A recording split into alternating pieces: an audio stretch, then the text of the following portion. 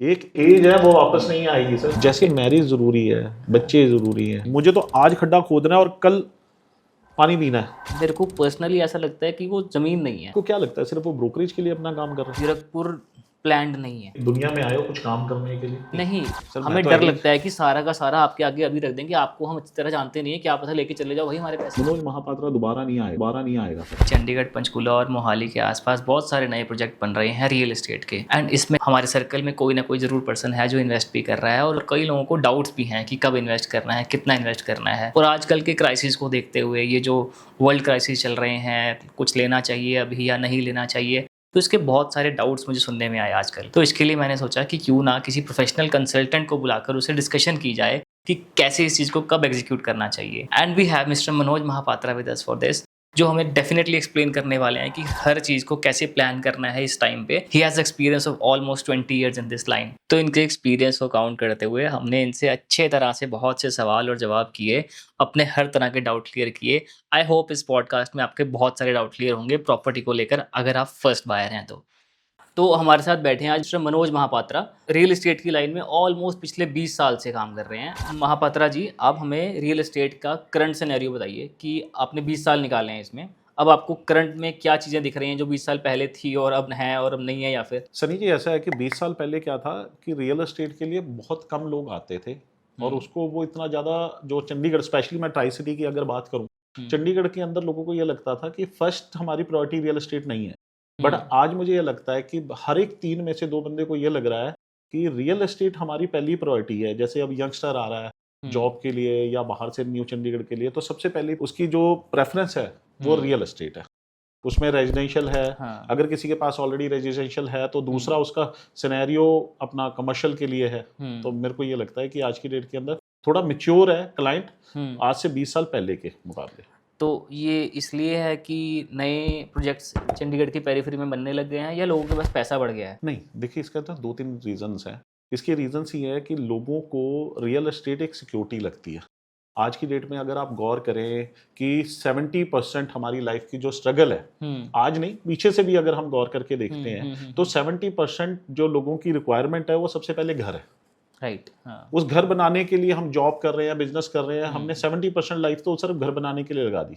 But अब थोड़े mature हो गए हैं कि जो चीज़ हम आज से जॉब के बाद 25 साल के बाद हम ये सोचते थे 50 साल में, 60 साल की एज में, वो आज की डेट में जो यंगस्टर आ रहा है वो 25 साल की एज में ही सोच रहा है।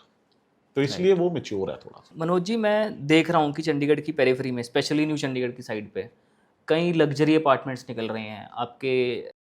ये राइजोनिक हो गया, होमलैंड हो गया, ओपस हो गया, ऐसे आई गेस और भी बहुत होंगे। जीवी रियलिटी हो गया, टियारा हो गया, हाँ। लाइक इस टाइप के। तो बिल्कुल ठीक ये है। अफोर्डेबिलिटी ड्रिवन तो नहीं लगते मुझे एक आम आदमी के लिए, ये तो लग्जरी ड्रिवन लगते हैं मुझे। तो देखिए, इसमें ना आज की डेट में क्या हो गया, जो ऑलरेडी जिनके पास प्रॉपर्टी है, जो कंफर्ट जोन देखना चाह रहे हैं, जो लग्जरी देखना चाह रहे हैं, वो रिक्वायरमेंट होगी आज की डेट। चंडीगढ़ आप देखिए बिल्कुल पॉकेट से बाहर निकल चुकी है। अगर आज की डेट में आप कुछ मनी लेके जाते हैं, आपको 3000-4000 स्क्वायर फीट का एरिया चाहिए, वो आपको चंडीगढ़ में नहीं मिल सकता, वो सराउंडिंग ही मिलेगा। और वो एक बहुत अच्छी ऑप्शन है जो न्यू चंडीगढ़ है, बिल्कुल न्यू चंडीगढ़, चंडीगढ़ के एडजॉइनिंग है।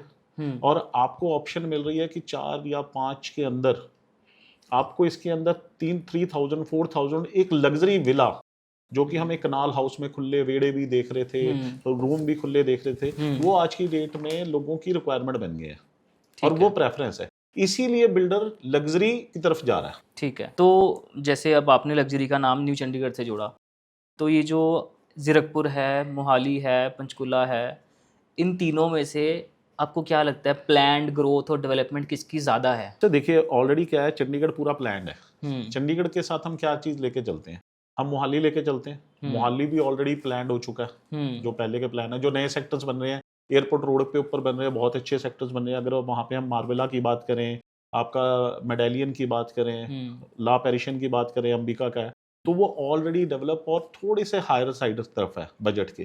ठीक है जी। पंचकुला, अगेन पंचकुला की बात करते हैं तो पंचकुला घग्गर पार पहुंच चुका है, ठीक है, बजट के हिसाब से। तो नियर चंडीगढ़ का मतलब है कि मोस्टली आप ये लगाएंगे कि जो जॉब प्रोफाइल में है लोग, जैसे हम इसको सर्विस क्लास कहते थे कि पहले सर्विस क्लास है या बिजनेस क्लास भी, वो मध्य मार्ग पे है। आर्ट सेक्टर पे आप पीजे लगा लें, पंजाब यूनिवर्सिटी लगा लें, हाई कोर्ट लगा लें या बैंक्स लगा लें, उनके नियर बाय क्या है, नियर बाय अब ये नया ऑप्शन है वो है न्यू चंडीगढ़। तो न्यू चंडीगढ़ उनको उनकी पॉकेट के अंदर अफोर्डेबल लगता है, लग्जरी लगता है और प्लान लगता है। और डेफिनेटली एक चीज़ सनी जी बड़ा क्लियर है कि आप एक चीज़ अगर गौर करें, कोई भी नई चीज़ बनती है, हम भी कुछ नया करते हैं, तो डेफिनेटली पुराने से बेटर ही होता है। यस, पुराने से बेटर से ध्यान आया कि जीरकपुर भी डेवलप हुआ था आज से ऑलमोस्ट 12-15 साल पहले, बिल्कुल ठीक है जी। एंड मेरे अकॉर्डिंग जीरकपुर प्लान्ड नहीं है। सनी जी उसका एक चीज़ गौर करिएगा, जब जीरकपुर बना ना, जीरकपुर या खरड़ की आप बात करते हो, उस टाइम जो रेजिडेंस था वो एक ना नीड थी बस कि मुझे आज घर मिल जाए। अगर आप इसके सराउंडिंग अगर कुछ देखें, वो प्लानिंग पे नहीं था। लोगों को एक घर चाहिए था चंडीगढ़ के नियर बाय, जिसको जो चीज़ मिली, जैसे अब जीरकपुर है, बहुत अच्छी लोकेशन है, बट प्लानिंग ये हो पाई तो सरकार भी उस हिसाब से प्लानिंग नहीं कर पाई कि उनको प्लानिंग भी फ्यूचर में हम कितना रेजिडेंशियल की तरफ जाएंगे, कमर्शियल की तरफ जाएंगे। तो जिनको जैसे जो चंडीगढ़ के नियर बाय थे, उनको सस्ते कुछ प्लॉट चाहिए थे, घर चाहिए थे, तो वो उस एरिया में जाके रहने लग पड़े। अब दिक्कत क्या हो चुकी है कि वहां पे इन्वेस्टमेंट इतनी हो चुकी है कि आप उसे प्लान नहीं कर सकते। ठीक है, जो बट उसके नियर बाय जो सराउंडिंग में बन रहे हैं, जो सरकार के अंडर है, जिनको लगता है कि वो प्लानिंग कर सकते हैं, सरकार कर रही है, बड़ी पूरी कोशिश कर रही है। हाँ, मतलब मुझे पर्सनली ऐसा फील होता है कि जीरकपुर का जो पॉइंट है वो उधर से हरियाणा जोड़ता है, उधर से पंजाब जोड़ता है, इधर से चंडीगढ़ जोड़ता है। बिल्कुल ठीक है। अगर अच्छी प्लानिंग हुई होती वो न्यू चंडीगढ़ से बहुत अच्छा बन सकता था। सर वही मैंने आपको एक चीज बोला ना सनी जी, जब जीरकपुर के अंदर लोगों ने इन्वेस्टमेंट करी, तब रियल एस्टेट एक प्लान नीड नहीं थी। मुझे एक छोटा घर चाहिए था, तो मैं वहां चला गया। आज आप न्यू चंडीगढ़ मोहाली की जो नई बेल्ट देख रहे हो या पंचकुला की जो नई बेल्ट प्लान देख रहे हो, सर उसमें आप बजट भी देखो ना, कितने बजट के अंदर लोग जा रहे हैं, और उनकी वो सेकंड होम है almostly, the not a first home. Second home के लिए पर्सन प्लान होता है, प्रिपेयर होता है। और अगर हम खरड़ जीरकपुर देखते हैं, जो पहले लोग खरड़ और जीरकपुर की तरफ जाते थे, उनको ये था कि यार मेरा घर बन जाए बस छोटा सा, कहीं पे भी किसी तरह, उसकी रोड, उसकी बिजली, पानी, अगर सीवरेज प्लानिंग हम देखें, तो वो उस टाइम सरकार ने भी नहीं सोचा था कि इतना ज्यादा यहाँ पे रश हो जाएगा। तो इस करके वो थोड़ी सी उसकी, मुझे लगता है कि प्लानिंग के अंदर थोड़ी सी कमी रह गई, बट सरकार फिर भी कोशिश कर रही है कि जो उसके सराउंडिंग जगह खाली रह गई है, तो उसको हम कैसे प्लान कर सकते हैं। तो मतलब जो नया बायर है उसके हिसाब से अगर कोई फर्स्ट टाइम होम लेने जा रहा है, तो उसके लिए न्यू चंडीगढ़ ऑप्शन नहीं है क्या? नहीं, बिल्कुल न्यू चंडीगढ़ ऑप्शन है जी। जो फर्स्ट बायर है उसके लिए तो मुझे लगता है, अगर वो चंडीगढ़ के अंदर है तो न्यू चंडीगढ़ तो बहुत प्लान्ड है।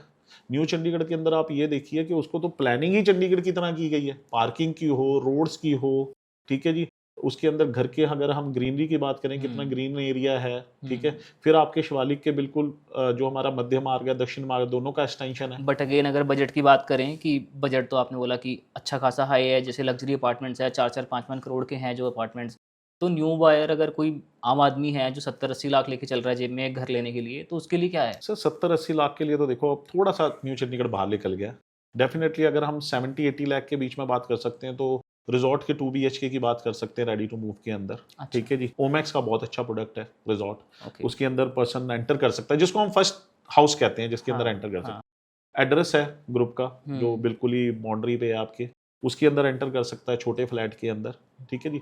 बट साथ साथ में एक चीज़ और आपसे डिस्कस करना चाहूँगा सर। एक चीज़ देखिए ना, रेट कैसे बढ़ते हैं। अगर हम जो नियर बाय जो चंडीगढ़ जॉब करने आ रहा है, 70-80 लाख रुपये, मेरे पास सर्विस क्लास है ज़्यादातर जो मेरे पास आता, वो सर्विस क्लास कैसा है, जैसे पीजीआई का स्टाफ है, उनकी स्टार्टिंग सैलरी ही, जो यंग बच्चा आ रहा है उसके साथ क्या, उसकी स्टार्टिंग सैलरी ही लाख प्लस है। ओके, ठीक है। फिर वो हस्बैंड वाइफ दोनों वर्किंग है, ठीक है जी। उसके अलावा दोनों की सैलरी मिला के आपके 2 प्लस हो जाती है। बैंक की ऑप्शंस बहुत अवेलेबल हैं लोन की। थर्ड चीज क्या है कि आजकल पेरेंट्स, जो मैं आपसे पहले कह रहा था कि 20 साल पहले रिक्वायरमेंट डिफरेंट थी, आज 20 साल बाद रिक्वायरमेंट डिफरेंट है। आजकल पेरेंट्स क्या करते हैं, डाउन पेमेंट कर देते हैं बच्चों की अंडर कंस्ट्रक्शन प्रॉपर्टी के अंदर। ठीक है जी। और बच्चे लोन ले लेते हैं, तो 3, 4 या 5 साल, डिपेंड टू कि किस तरह का फ्लोर्स है, प्लॉट है या मल्टी स्टोरी है। ठीक है। बच्चों को वही चीज अंडर एक रेट में मिल जाती है, ताकि वो 3, 4, 5 साल तक अपनी प्रॉपर्टी में मूव कर सकें। तो ये ऑप्शंस मुझे नहीं लगता कि आज की डेट के अंदर चंडीगढ़ में है। ठीक है जी। और जीरकपुर की बात करूँ तो जीरकपुर भी इसी रेट के आसपास चल रहा है, या तो फिर अनप्लानिंग है जिसके अंदर रेट्स कम है। बट फिर दिक्कत वही है, देखो आज का जो यंगस्टर है उसके पास कार भी है, और एक कार नहीं है, 2 कार की पार्किंग है। तो जो सबसे बड़ी प्रॉब्लम मुझे नजर आती है कि प्लानिंग तो हमने सब कुछ कर ली, हमारी पार्किंग की सोल्यूशन कहाँ है। पार्किंग के सोल्यूशन नए सेक्टर्स में है, नई डेवलपमेंट्स में है, तो उसके साथ लग्जरी जुड़ जाती है। जब आप कार, 2 कार एक घर में अफोर्ड कर रहे हो, आप 2 या 3 कारों की पार्किंग की हम बात कर रहे हैं, तो आई फील कि मुझे ये लगता है वो अपने आप में ही एक लग्जरी शो करता है बच्चों की, क्योंकि जो यंगस्टर्स है जो आ रहा है तो वो कार के लिए पार्किंग की भी प्लानिंग कर रहा है और साथ साथ वो लग्जरी के अंदर भी अपने आप को देख रहा है। आई बिलीव जैसे जीरकपुर के हम कई बार हालात देखते हैं बारिशों के बाद जो पानी खड़ा हो जाता है सोसाइटीज़ में, ऐसा हालात तो कहीं नहीं होने वाले नहीं इस जगह देखो, पे। न्यू चंडीगढ़ और चंडीगढ़ तो मैंने जो बताया कि न्यू चंडीगढ़ की बात कर लें, मोहाली पंचकूला की बात कर लें, ये प्लान है, सीवरेज प्लान है, स्टॉर्म लाइन की पाइपें इन फ्यूचर के हिसाब से प्लान है, ठीक है, रोड्स प्लान है कि आपको रश ना हो जाए, ठीक है जी, वो सारी चीज़ें प्लान है। तो ये वाली ऑप्शन मुझे नहीं लगता कि यहाँ पे होगी। और यहाँ पे हर एकड़ के ऊपर कितने लोग रहेंगे, सरकार ने वो प्लानिंग कर रखी है, कमर्शियल की सरकार ने प्लानिंग कर रखी है। तो मुझे नहीं लगता, और मेरा अपनी आप मुझसे बात किया जाए क्योंकि मैं born and brought up Chandigarh हूँ, ठीक है जी, मुझे न्यू चंडीगढ़ लगता है कि एक फर्स्ट ऑप्शन है चंडीगढ़ के बाद कि आप near by PGI, Punjab university, education sector के पास, ठीक है, प्लान शहर है और आपके अफोर्ड के अंदर आता है। सर देखो, फर्स्ट बायर का तो मैं इस पे रेट्स पे नहीं जा सकता कि किस रेट से शुरू होता है, बट मुझे लगता है कि अफोर्डेबल है आज की डेट में भी, कि आज भी कोई अगर पर्सन चाहे तो न्यू चंडीगढ़ में अपना ड्रीम हाउस बना सकता है या ड्रीम कमर्शियल बना सकता है। ठीक है, तो आपने मेंशन किया कि आपके पास ज़्यादा सर्विस क्लास की सोसाइटी है जो आपसे इन्वेंट्री लेती है, तो ये न्यू चंडीगढ़ सबके लिए है या सर्विस क्लास के लिए है या किस किस के लिए नहीं है, ऐसा भी कुछ है? नहीं देखिए, इस डिपेंड कि आप किस हिसाब से सोचते हैं कि किन के लिए नहीं है, बट मुझे ये लगता है कि न्यू चंडीगढ़ सबके लिए है। जैसे चंडीगढ़ था, हम चंडीगढ़ में क्या कहते हैं, चंडीगढ़ में हमें ये लगता है कि हर एक जगह का बंदा यहाँ पे है। सेम कंडीशन आप अगर न्यू चंडीगढ़ लगाएं तो न्यू चंडीगढ़ में आपको मिक्स क्राउड मिलेगा, ठीक है। उसके अलावा अगर हम बात करें कि न्यू चंडीगढ़ कैसे प्लानिंग, न्यू चंडीगढ़ की अगर हम प्लानिंग की बात करते हैं तो न्यू चंडीगढ़ में जैसे हमारे चंडीगढ़ में है क्या, चंडीगढ़ में देखिए प्लानिंग, दूसरी बात एजुकेशन, आपका मेडिकल, टूरिज्म जिसको मेडिकल कह देते हैं, हर एक टाइप की मेडिकल, उस सारों को देख के ही न्यू चंडीगढ़ को प्लान किया गया कि टूरिज्म को देख लिया जाए, एजुकेशन को देख लिया, उसके लिए रिजर्व इन्होंने लैंड रखी है। टूरिस्ट के हिसाब से जो नया हमारा क्रिकेट स्टेडियम बना, आपने देखा होगा, बड़ा प्लान है वो भी। अभी उन्होंने थोड़ी बहुत और प्लानिंग पार्किंग के हिसाब से भी करनी है जैसे जैसे डेवलपमेंट हो रही है, ठीक है। रोड्स बड़ी प्लान है, ठीक है। हर एक प्रोजेक्ट को देखा जाए तो गमाडा ने अपने अंडर रखा हुआ है, चाहे वो बिल्डर भी बना रहा हो इंडिविजुअल, ऐसा नहीं है कि वो अनप्लानिंग के साथ बना दे। जितने भी प्रोजेक्ट हैं वो बड़ी प्लानिंग के साथ, गमाडा की प्लानिंग के साथ हैं। दिया उन्होंने प्राइवेट बिल्डर्स को है काफी एरिया डेवलप करने के लिए, उसके साथ क्या डेवलपमेंट थोड़ी फास्ट हो जाती है, बट उसकी ब्यूटी ही उतनी ज्यादा बेटर निकल के आती है, जो अकेला मुझे ये लगता है कि गमाडा नहीं कर सकता था। गमाडा और प्राइवेट बिल्डर्स मिलके इस एरिया को मुझे लगता है कि काफी ज्यादा बेटर बनाए। ओके, अब जैसे समझिए कि मैं न्यू बायर हूँ, एक मुझे प्रॉपर्टी लेने जाना है और मुझे ज़ीरो पता है कि कहाँ पे कौन क्या है। अब मुझे ओमेक्स भी दिखता है, मनोहर भी दिखता है, दी एड्रेस भी दिखता है, पीसीएल भी दिखता है, जो जॉइनिंग है सब चीज़ों को लेकर, जो सबसे पहले हमारे मनोहर और एड्रेस टच करता है। तो आगे ओमेक्स है जो काफ़ी आगे जाकर आता है एज़ कम्पेयर टू दीज। तो मुझे क्या देखना है, मुझे एमेनिटीज़ देखनी है या चंडीगढ़ के पास देखना है या बिल्डर कौन सा ये देखना है? सर जी, सबसे पहले तो आपने ये देखना है कि मेरी पॉकेट क्या अलाउ करती है। ओके, पहले आपने अपना बजट प्लान करना है।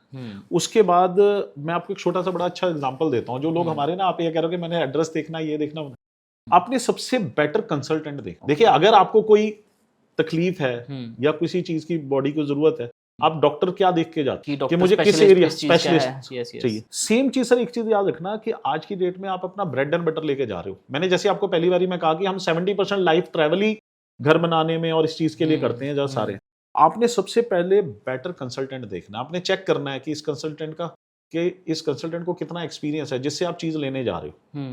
बिल्डर से पहले आप अपनी भी जो भी रिक्वायरमेंट है कंसल्टेंट के साथ डिस्कस करो कि मेरा ये बजट है, मेरी ये प्लानिंग है, ये एग्जिट की प्लानिंग है। लोग एंट्री की प्लानिंग बना लेते हैं, एग्जिट की प्लानिंग तो बनाते नहीं। आज आपने पहला घर ले लिया तो मुझे आप एक चीज बताएं कि आदमी जब यहाँ पे न्यू चंडीगढ़ में, मुझे ये लगता है कि 20 to 30 ईयर की जर्नी में, जॉब की जर्नी में 2 बारी तो घर चेंज कर ही लेते। अब लास्ट 20 ईयर के सिनेरियो से मैंने देखा, जैसे हमने अभी आज छोटा घर ले लिया, उसके बाद हमें लगा यार थोड़ा सा हमने लोन खत्म कर दिया, नाउ हम अपग्रेड कर ले। तो क्या हमने एग्जिट प्लान किया कि हम कब एग्जिट करेंगे? एग्जिट की तो कोई बात ही नहीं कर रहा। एग्जिट मैं एग्जैक्टली समझा नहीं कि एग्जिट का मतलब है सर, आप गोल्ड बाय करते हैं, ठीक है, आप गोल्ड क्यों बाय करते हैं? उसके प्राइस रेज होगा तो उसको शायद मल्टीप्लाई कर पाए हम, और जब आप बेचना चाहें बिक जाए। यस, यही रीजन है सर। सबसे ज्यादा हम गोल्ड इसीलिए खरीदते हैं, हमारे सारे रिलेटिव और पुरानों ने यही बताया कि गोल्ड इसलिए खरीदना है कि कभी भी मुसीबत हो जाए, ठीक है। और मुसीबत के लिए तो नहीं बेचते ना, अपग्रेडेशन के लिए भी बेचते हैं टाइम के साथ। तो सेम रियल एस्टेट है सर। रियल एस्टेट का चाहे हाउस हो चाहे कमर्शियल हो सर, आज मैंने आपको सबसे पहले हम जो प्रॉपर्टी खरीदने जाते हैं इंडियन, स्पेशली इंडियन की बात कर रहा हूँ, हमारे माइंड में ये रहता है कि हमने यार प्रॉपर्टी खरीदनी है, तो हम अपने बजट के साथ चलते हैं। तो बजट का मकसद ये है कि आज मैं उसमें 10 साल रहूँ, 15 साल रहूँ, सर मुझे कोई ज़रूरत पड़ जाए एट द मोमेंट अपग्रेडेशन करने के लिए, या मुझे यहाँ से मूव करना है। जैसे कि अब मैंने आपको बताया कि बाहर से भी लोग आते हैं रहने के लिए, 5 साल 10 साल यहाँ पे IT फर्म रह रहे हैं, उसके बाद वो एग्जिट करके कहीं प्रमोट करके बाहर चले गए, तो क्या वो प्रॉपर्टी सेल आउट है, हो सकती है कि नहीं हो सकती? तो ये तो एक उसके अच्छा बाद कंसल्टेंट बता पाएगा सर जब हम फिर पैसा लेके जाएंगे उसके पास। सर, आपने कुछ पैसा नहीं, लेकिन आपने हाँ। कंसल्टेंसी देखनी है, क्या हाँ। वो एक्सपीरियंस है, क्या हाँ। उसको नॉलेज है उस एरिया की। यस यस अब जिस कंसल्टेंट के पास जा रहे हो हाँ। उसी को नॉलेज नहीं है उस एरिया की, हाँ। ठीक है, तो वो आपको क्या बताएगा? हाँ नहीं, आई रिमेंबर मेरे एक पास में किसी का घर बन रहा था एंड उन्होंने ठेकेदार नहीं हायर किया था just to save some money कि मैं खुद बना लूँगा, एंड सब माल वाल अच्छा लेके आए फॉर श्योर वो, एंड पहली बारिश हुई उनके छत पे सारा पानी खड़ा हो गया। अब माल तो अच्छा था लेकिन उनका कंसल्टेंट अच्छा हायर ही नहीं किया कंसल्टेंट। सर हम ना थोड़ी सी चीज़ बचाने के लिए ना, मुझे ये लगता है कि हम हाँ। बचा कुछ नहीं नहीं, रहे। I can relate. मैं आपको एक छोटी सी हाँ। चीज़ एग्जांपल, किसी भी चीज़ में आप रियल हाँ। एस्टेट की बात करें तो हम रियल हाँ। एस्टेट की बात करें, जो आपने चीज़ बोली कि भाई माल तो मैंने सारा लगा लिया, हाँ। बट मैंने 2 रुपए 3 रुपए बचाने के लिए मैंने हाँ। मान लो कि हमने टाइल्स लगानी है, टाइल्स के लिए मैंने मिस्त्री लोकल पकड़ लिया, ठीक है, टाइल्स अच्छी ले आए, मटेरियल भी अच्छी लाया, वो बना ही नहीं सकता सर। Yes yes yes. वो जानना ही, वो आपका मन ही नहीं पड़ सकता, ठीक है। एक अच्छा कंसल्टेंट, हमें ये लग रहा है कि वो हमसे ज्यादा पैसा ले रहा है, बट मेरा ये मानना है आप किसी फील्ड में प्रोफेशनल उठा लो सर, किसी भी फील्ड में, लाइक आप डॉक्टर चले जाएं, आप आर्किटेक्ट चले जाएं, आप एडवोकेट चले जाएं, फोटोग्राफर्स चले ठीक है जी, जाएं। फोटोग्राफर चले जाएं, ठीक है जी। मतलब कि अगर आप इस किसी भी फील्ड के अंदर प्रोफेशनल पर्सन को हायर करते हैं, तो वो आपको सर चार्ज नहीं कर रहा, वो आपका बेनिफिट करा रहा है। सर्टेनली। आप रियल एस्टेट के अंदर आप एक चीज लगाइए, कंसल्टेंट है, एक अच्छा कंसल्टेंट, आपको क्या लगता है सिर्फ वो ब्रोकरेज के लिए अपना काम कर रहा है? आज आपको अगर देखिए कुछ तो फॉर श्योर कर रहे होंगे सिर्फ सर, वो brokerage फिर के लिए। प्रोफेशनल्स नहीं है। मैं आपको बड़ी क्लियर एक चीज बताता हूँ हाँ। सर, जो प्रोफेशनल कंसल्टेंट है वो हमेशा सबसे पहले वो क्या सोचते हैं कि मेरे क्लाइंट का बेनिफिट कैसे हो। उसका रीजन ये है सर, देखो आज आपने एक प्रॉपर्टी ली, आपको उस प्रॉपर्टी का अगर प्रॉफिट नहीं हुआ, बेनिफिट नहीं हुआ, लॉस हो गया, तो क्या आप सेकंड टाइम मुझसे प्रॉपर्टी लेंगे? Obviously not. अगर मुझसे नहीं लेंगे और भी बोलूंगा कि इससे मत लेना। बिल्कुल राइट। फिर आपके माइंड में अकेला मेरे लिए नहीं रहेगा, हाँ। अकेला आप इस फील्ड के लिए नेगेटिव, जो हम नेगेटिव हो रहे हैं ना Yes, सर, वो yes, नेगेटिव yes, हम yes. अनप्रोफेशनल लोगों के करके हो रहे हैं जिनको चीज पता ही नहीं है। जैसे हम बात करते हैं कि डीलर और कंसल्टेंट में क्या फर्क है, डीलर और कंसल्टेंट में सिर्फ फर्क ये है सर, आप मेरे पास आए, आपने बोला जी मुझे तो 3 बेडरूम का फ्लैट चाहिए जी, मेरा बजट ये है, डीलर ने उठाई गाड़ी और चल पड़ा, देख के आओ सर, ये देख लो, ये देख लो, ये देख लो। कंसल्टेंट में क्या फर्क है सर, रियल एस्टेट में अब जो कंसल्टेंट आ रहे हैं, ठीक है, जो एक्सपीरियंस है और आपकी नीड, वो सबसे पहले आपकी नीड बेस समझते हैं कि आपको घर कब चाहिए, इमीडिएट रेडी टू मूव चाहिए, अंडर कंस्ट्रक्शन चाहिए, ठीक है जी, प्लान क्या हाँ, है, आपके क्या प्लानिंग क्या है, क्योंकि अगर आपकी ग्रोथ है सर, फिर कंसल्टेंट की ग्रोथ है, ओके, अदरवाइज ग्रोथ नहीं है। आप सिर्फ कई बार आज की डेट में जो देखने को आता है, सबसे बड़ा देखने को क्या आता है, सबसे बड़ी चीज देखने को ये आती है, आप जाते ही कहते हो जी मैंने ये प्रॉपर्टी लेनी है, बट मुझे इसमें आप डिस्काउंट क्या दोगे? अरे सर, आप ये तो पूछ लो कि क्या वो प्रॉपर्टी मेरे लिए है या नहीं है। वो कोर मोटिव डिस्काउंट लगता है सर, वो कोर मोटिव डिस्काउंट तो हम सिर्फ एक चीज बताओ, आप 1 करोड़ रुपया लेके आ रहे हो, मुझसे 5 लाख रुपए छुड़वा लोगे, 4 लाख कंपनी के छुड़वा, जो मेरा ब्रोकरेज आना है, सिंपल सी बात कर रहा हूँ जी, जी। कंपनी ने भाई हमारा ब्रोकरेज को सोच के रखा होगा ना सर, ठीक है, तो वो रखा है, मैं आपको 5 लाख रुपए, मेरा मान लो कि 3% ब्रोकरेज है, 2% ब्रोकरेज है कहीं पे, मैंने आपको उसमें से 3% ब्रोकरेज हैंड ओवर कर लिया और 1% बचा लिया सर। क्या आप मुझे एक चीज बताओ, वो 3% ब्रोकरेज के लिए आप अपना पूरा ब्रेड एंड बटर स्टेक पे लगा रहे हो 1 करोड़ का? नेवर। आपने कंसल्टेंट से तो डिस्कशन ही किया कि मेरा ये बजट है, अब मुझे बताओ कि मुझे सूट क्या करती है और ये मेरी रिक्वायरमेंट है। देखिए हर एक टाइम में ना हर एक बंदे की रिक्वायरमेंट डिफरेंट होती है। सनी जी आप आज यंग हो, आपकी रिक्वायरमेंट डिफरेंट होगी, ठीक है। पहले तो ये देखा जाएगा आपके पास घर है, आपके पास कोई इनकम सोर्स है, तो उसके बाद आप आ रहे हो तो किस लिए आ रहे हो, ठीक है। आपके फादर की कुछ नीड्स डिफरेंट होगी क्योंकि पूरा एक्सपीरियंस निकल चुके हैं, वो कोई स्ट्रगल नहीं करना चाहते कि अंडर कंस्ट्रक्शन नहीं जाऊंगा, मैं तो रेडी टू मूव जाऊंगा, मुझे तो चीज़ बनी है और मुझे दे दो, ठीक। तो हर एक बंदे की रिक्वायरमेंट डिफरेंट है। फिर एरिया, आप चंडीगढ़ में आगे कौन कहाँ से बिलोंग करता है, कितना नियर बाय है, वो डिपेंड करता है। तो मतलब कि अगर कंसल्टेंट ने अच्छे से साथ दिया और सही गाइड किया तो ये लॉन्ग रन की चीज़ है, अदरवाइज विश्वासघात हो गया तो आप इस पर धोखा करके दोबारा इन्वेस्ट ही नहीं करेंगे। सनी जी देखो, विश्वासघात की बात देखो, हर एक कोई ऐसी फील्ड नहीं है जिसमें विश्वासघात नहीं होता। विश्वासघात उसी के साथ होता है जो प्रोफेशनल आदमी नहीं होता, जो कंसल्टेंट, हाँ। वो शायद विश्वासघात करता हो, बट मुझे लगता है कि जो प्रोफेशनल डीलर्स हैं या कंसल्टेंट है, वो हमेशा अपने क्लाइंट के बेटर के लिए तो सोचते ये हैं। कैसे पता लगेगा मुझे कि सर- अगले वाला प्रोफेशनल है या नहीं है? सर वो तो उसके ऑफिस से, और आप मुझे एक चीज़ बताइए सर, आप एक डॉक्टर को ढूंढते हैं, हाँ, एक एडवोकेट को ढूंढते हैं, उसमें क्या देखते हैं?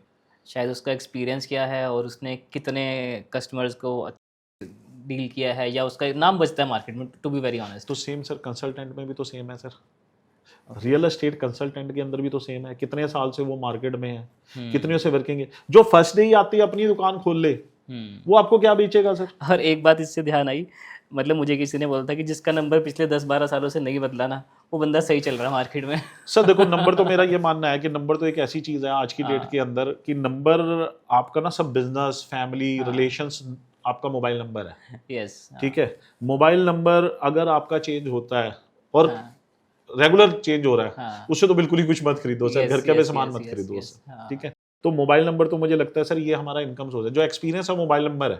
हाँ। आज मुझे 20 साल पहले, 25 साल पहले मेरा यही मोबाइल नंबर किसी और फील्ड में था, या 20 साल से मैं रियल एस्टेट, कोई मुझे 20 साल के बाद कॉल करता है, ठीक है, मैंने एक्सपीरियंस कहाँ गेन किया सर? मैंने आज आपको चीज दे दी, मैंने अगेन आपको बोला ना सर, 20 साल लगते हैं आप 2 प्रॉपर्टी चेंज करने में, तो आप 10 साल के बाद सेटल होंगे, लोन उतारेंगे, कुछ सेटलमेंट करेंगे, तो उसके बाद आप बोलेंगे यार मनोज ने मुझे प्रॉपर्टी भेजी थी, तो क्या मनोज का मैं ये नंबर डायल करूं? उसने एक आपको फाइल बना के दी होगी, उसमें कहीं ना कहीं उसका पुराना नंबर होगा, आपने डायल किया नहीं मिला, तो मनोज का लॉस है ना, मनोज प्रोफेशनल था ही नहीं, इसलिए मार्केट में नहीं है। तो मेरा ये मानना है सर कि एक प्रोफेशनल आदमी को चेक करने की जरूरत नहीं है, उनका नाम मार्केट में होता है, एक्सपीरियंस होता है, बहुत लंबे टाइम से वो वर्किंग कर रहे हैं उस लाइन के अंदर, उनको उस एरिया का पता है, उनका ऑफिस इंफ्रास्ट्रक्चर जाके देखिए ना सर, आप उनके ऑफिस में बैठिए, ऑफिस होगा उनका। एंड मोर ओवर मुझे लगता है कि बात करने से बहुत चीज़ें क्लियर हो जाती हैं। ऑफिस तो चलो कोई हायर भी करके समझ लो बैठ गया किसी Agree. का, बट बात करने से ही फर्क पड़ जाता होगा कहीं ना कहीं। सनी जी एक छोटी सी चीज़ है, मेरा ये मानना है, लोग ये कहते हैं कि मुझे एक्सपीरियंस, देखो मैं जब डील करता हूँ ना, हाँ। मेरे को ये लगता है कि आप मेरे ऑफिस आए, हम्म। आपने एक प्रोडक्ट लेना है, हम्म। आपने तो एक ही प्रोडक्ट लेना है, मैं न्यू चंडीगढ़ वर्क कर रहा हूँ, मान लो फॉर एग्जांपल मेरे पास 100 बकेट्स हैं, यस। आपने अपनी बकेट चूज कर ली, तो एक अच्छा कंसल्टेंट ना वो पहचान लेगा कि आपको रिक्वायरमेंट क्या है, एक्सपीरियंस। एक्सपीरियंस। Yes yes. अगर उसको उस एरिया का पता नहीं है तो वो आपकी चीज़ ही नहीं पकड़ सकता सर। वो बस दिखा सकता है कि ये सब पड़ा है, कुछ भी ले लो। और मुझे ये लगता है कि मैंने अगेन जो फर्स्ट टाइम आपको बोला था कि आज का क्लाइंट एक्सपीरियंस है, वो नॉलेज रखता है, नॉलेज अब बहुत जगह से है। आप और मैं बैठ के जो कर रहे हैं वो नॉलेज उसको देती है क्लाइंट को। Yes, ठीक है yes, जी। yes, उसके अलावा बहुत प्लेटफॉर्म्स हैं सर जहाँ पे आप पहले कंसल्टेंट को ढूंढ सकते हो बाहर बैठ के भी। आज की डेट में तो प्रॉपर्टी बाय करना और सेल करना बहुत आसान है, और थोड़ा सा आप उसमें प्रिकॉशंस रख लें तो मुझे लगता है कि आप बहुत ग्रोथ करेंगे सर। अब आप देखिए कि नॉलेज लेने के सोर्सेज बहुत हैं, बहुत सारे हैं, मतलब बहुत सारे हैं कि जेपीटी खोल लिया, कुछ और आई सॉफ्टवेयर खोल लिया, यूट्यूब खोल लिया, कि मैंने सर्च किया कि न्यू चंडीगढ़ में फलाना ढिमकाना प्रॉपर्टी और XYZ प्रॉपर्टी की मैंने साइट खोल ली और समझ लिया सब कुछ कि क्या क्या करना है, और मुझे लगता है कि मुझे तो ज्ञान आ गया, अब मैं जाके खुद खरीद सकता हूँ और अपने 3-4-5 लाख रुपए बचा सकता हूँ। अब मुझे कंसल्टेंट चाहिए या नहीं चाहिए? सर वही सनी जी, देखो कंसल्टेंट तो प्रोफेशनल तो हर एक फील्ड में चाहिए। आपने चैट जीपीटी की बात की, बड़ा प्लस पॉइंट है कि आपको नॉलेज दे रहा है, थोड़ा सा बता रहा है, ठीक है, बट 100% चैट जीपीटी नहीं आपको गाइड कर सकता। वो गाइड तो नहीं कर सकता ना, इमोशन कहाँ से लाएगा कि आपकी रिक्वायरमेंट क्या है, और प्रॉपर रिक्वायरमेंट में वो सब कुछ, वो तो सब कुछ मार्केट का जितना 100% है उसने उसमें डाला हुआ, आप जो डालोगे वही बताएगा। ठीक है ना। हाँ, मार्केट का प्रैक्टिकल क्या चल रहा है वो तो शायद वो नहीं- पर्सनली किसी भी को भी नहीं पता होता जल्दी जब तक आप लोगों की फील्ड में ना आए जब तक कोई। सर कोई भी फील्ड हो सनी जी, आपकी फील्ड हो या मेरी फील्ड हो, हाँ। हमें लगता है कि हमने फर्स्ट टाइम देख लिया, हमें फील्ड का समझ आ गया, जब तक उसको कोई लॉस ना हो जाए। लोग कई बार आप कहते हो ना लॉस हो गया, लॉस कैसे हुआ सर? अब मुझे बताओ, आप 5 लाख बचाने की बात कर रहे हो सर, आप करोड़ रुपए की प्रॉपर्टी लगा रहे हो और या 2 करोड़ की प्रॉपर्टी लगा रहे हो, आप 5 लाख, आप सिर्फ 5 लाख बचाने के लिए आए हो उस प्रॉपर्टी में। Make sense. आप करोड़ 2 करोड़ को 3 करोड़ 4 करोड़ और सेफ्टी, पीस ऑफ माइंड, ठीक है, और सिक्योरिटी, अपनी फैमिली को सिक्योरिटी। रियल एस्टेट को सर आप 2 चीज़ों में देखो। रियल एस्टेट, मेरा ये मानना है कि रियल एस्टेट जो फील्ड है ना, एक पीस ऑफ माइंड है। आप घर खरीदते हो, हम घर पे इतना खर्चा करते हैं, मेरे को लगता है कि फिनिशिंग के ऊपर हम आज की डेट में बहुत खर्चा कर रहे हैं, क्या वो हमें को वापस मिलेगा फिनिशिंग के अंदर सामान? वो तो बिल्कुल भी नहीं मिलेगा। बट सबसे बड़ी चीज़ क्या मिलेगा? Peace of mind. जो हमारा ड्रीम है, जो हम घर ले रहे हैं, उस घर में जब हम शाम को थक हार के सवेरे निकलते हैं, शाम को हम थक हार के जाते हैं, अगर वो घर अच्छा बना हुआ है, वो प्लेस अच्छी बनी हुई है, तो आप उस लाइफ को एंजॉय करते हैं। यस, क्योंकि मुझे ये लगता है कि मनोज महापात्रा अगर घर जा रहा है एक अच्छा, अगर वो अफोर्ड कर रहा है उतना और जितनी चीज़ों को एंजॉय कर रहा है, मनोज महापात्रा दोबारा नहीं आएगा सर जिंदगी में। एक एज है वो वापस नहीं आएगी सर।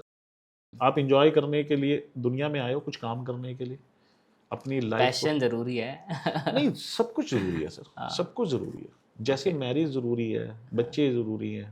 चलिए वो टॉपिक नहीं टच करते, वो आज के टाइम के लोगों को नहीं पता जरूरी है। चलो, नहीं मेरे को है, लगता है घर बहुत जरूरी है सर। जैसे कोविड आया था, कोविड के अंदर अगर आप गौर करें तो कोविड के अंदर देखो, उसके बाद लोगों को ये फील हुआ कि यार हमारे पास घर होना चाहिए, ठीक है। और वैसे भी मेरा कॉन्सेप्ट तो ये कहता है कि हर एक क्लाइंट के पास, किसी के पास एक मकान और एक दुकान, ये कॉन्सेप्ट होना। मकान का मतलब है मैं अपने घर में रहूं जाके आराम से, चाहे उसमें बेसिक एम्यूनिटीज हो, ज्यादा ना भी हो, सिक्योरिटी दे रही है ना सर मुझे। मेरी कोई दिक्कत हो गई, कुछ मुझे इनकम सोर्स नहीं है, जैसे कोविड वगैरह कुछ आया तो मैं अपने घर चला गया, ठीक है। चाहे मेरे को बिजली के पैसे भी नहीं है, बिजली बंद है तो भी मैं लाइट जला के सर रह लूंगा, ठीक है। बट ऐसी नौबत तो ना ही आए किसी पे, ठीक है। सेकंड, दुकान का कॉन्सेप्ट ये है सर, कोविड में भी अगर आप फिर दोबारा अगर कोविड की बात कर लेते हैं, ठीक है। कोविड के अंदर आप दुकान देखिए, जो राशन की दुकान थी, जो जरूरी दुकान थी, जिनकी अपनी दुकानें थी, ठीक है, कुछ सामान बेचने के बाद वो कुछ अर्निंग कर रहे थे।